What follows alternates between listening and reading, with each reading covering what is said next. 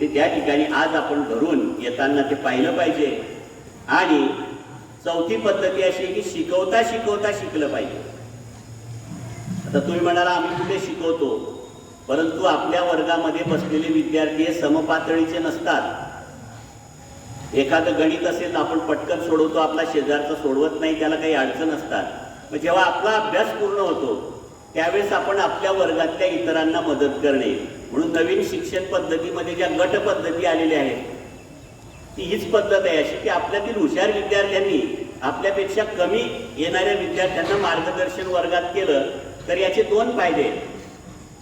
आपलाही अभ्यास चांगला होतो आणि ज्ञानदानाचं श्रेय किंवा समाधान आपल्याला मिळतं. मी आता तुम्हाला जॉमेट्रिक कन्स्ट्रक्शन किंवा भौमितिक रचनांचं तेच सांगितलंय की वर्गामध्ये काही विद्यार्थी भौमितिक रचना ताबडतोब काढतात आणि काही विद्यार्थ्यांना जमतच नाही, त्यांचा कंपास लवकर फिरत नाही, वर्तुळ काढता येत नाही, पेन्सिल व्यवस्थित नसते. अशा विद्यार्थ्यांना असे 4-5 विद्यार्थी प्रत्येक वर्गात असतात चांगले, तर यांनी जर 2-2 विद्यार्थ्यांना त्याच वेळेस मार्गदर्शन केलं, कारण मित्राची भाषा मित्राला लवकर कळते, तर इतर विद्यार्थ्यांच्या अभ्यासात सुद्धा निश्चित प्रगती होईल. आणि असं एकमेकांना सहकार्य करून आपण त्या ठिकाणी शिकवता शिकवता सुद्धा शिकू शकतो आणि आपला अभ्यास त्या ठिकाणी चांगला होऊ शकतो. आणि शेवटची एक पद्धत आहे चर्चा करणं. तर चर्चा करणं ही जरा मोठ्या विद्यार्थ्यांसाठी ही पद्धत, ती घरी 2-3 विद्यार्थी जमून एखाद्या विषयावर आपण चर्चा केली पाहिजे, त्यातले प्रश्न काय आहेत ते निर्माण करून त्यांची उत्तरं शोधण्याचा प्रयत्न केला पाहिजे. काही शंका असतील तर ते आपल्या शिक्षकांना आपण त्या ठिकाणी विचारल्या पाहिजे.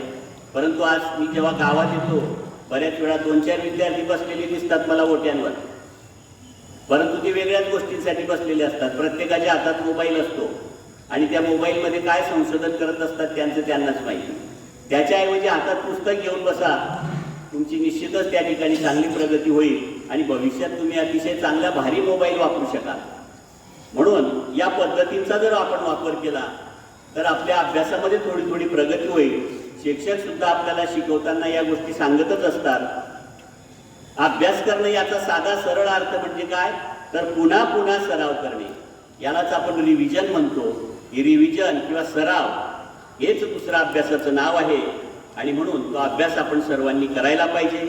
परंतु अभ्यास केव्हा करणार आपण, त्या अभ्यासाची गोडी किंवा आवड आपल्याला निर्माण झाली पाहिजे. आवड केव्हा निर्माण होणार, त्याचं महत्त्व कळलं तर, त्याचे फायदे कळले तर, तो विषय आपण समजून घेतला तर, अभ्यासक्रम समजून घेतला तर तुम्हाला आनंद मिळतो. ज्यावेळेस आपल्याला गोडी निर्माण होते अभ्यासाची, वर्गामध्ये प्रश्न विचारल्यानंतर ज्याला उत्तर येतं त्याच्या चेहऱ्यावर एक समाधान असतं. आणि म्हणून एखादं गणित आपल्याला फळ्यावर सोडवता आलं, एखादं स्पेलिंग त्या ठिकाणी चांगलं लिहिता आलं तर आपल्याला आनंद मिळतो आणि त्यातूनच आपल्याला त्या विषयाची आवड निर्माण होते. आणि ती आवड जर निर्माण झाली तर निश्चितच तुमची त्या ठिकाणी त्या विषयामध्ये प्रगती होत असते. म्हणून विशिष्ट हेतू ठेवून जर आपण त्या ठिकाणी अभ्यास केला तर निश्चितच आवड झाल्याशिवाय, निर्माण झाल्याशिवाय राहत नाही. कारण अभ्यास आपल्या उत्कर्षासाठी आहे, कल्याणासाठी आहे, विकासासाठी आहे, भविष्यासाठी आहे. हे आपण आपल्या लक्षात त्या ठिकाणी घेतलं पाहिजे, तरच त्या ठिकाणी आपल्या अभ्यासात प्रगती होईल. अभ्यास हा मनापासून केला पाहिजे. बऱ्याच विद्यार्थ्यांना शाळेत येणं आणि अभ्यास करणं, शाळेत येणं म्हणजे आई वडिलांवर उपकार करणं आणि शाळेत येणं म्हणजे अभ्यास करणं म्हणजे शिक्षकांवर उपकार करणं असं नाही. तुम्ही अभ्यास करतात, शाळेत येतात, हा कोणावरही उपकार करत नाही. आणि विद्यार्थ्याचं कर्तव्य आहे शाळेत येऊन अभ्यास करणं. आणि म्हणून अभ्यास करण्यासाठी आपल्या स्वतःची त्या ठिकाणी आवड असली पाहिजे, तो आपण मनापासून केला पाहिजे. आणि याच वयामध्ये अभ्यास केला तर अभ्यासाचे कष्ट होत नाही आणि वय आणि वेळ पुन्हा त्या ठिकाणी आपल्याला मिळत नाही. 10वीच्या विद्यार्थ्याने ठरवलं की मला 5वीच्या वर्गात बसायचं, शक्य आहे का?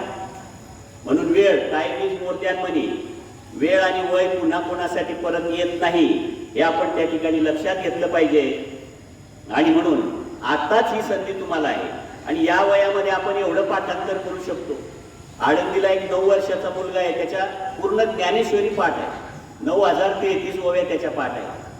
अशा अनेक उदाहरणं आहेत की लहान लहान मुलांना तुम्ही मोबाईल वापरतात. मोबाईल आपला शत्रू पण आहे, मित्र पण आहे, चांगल्या गोष्टी पण आहेत त्यात. अशा अनेक ज्यांची बुद्धिमत्ता ही तीव्र आहे अशी विद्यार्थी किंवा मुलांची माहिती आपल्याला त्यावर मिळत असते. छत्रपती शिवाजी महाराज वयाचे 12 वर्ष तर वय असताना 32 विषयामध्ये पारंगत होते. आपल्याला एवढं पारंगत व्हायचं नाही.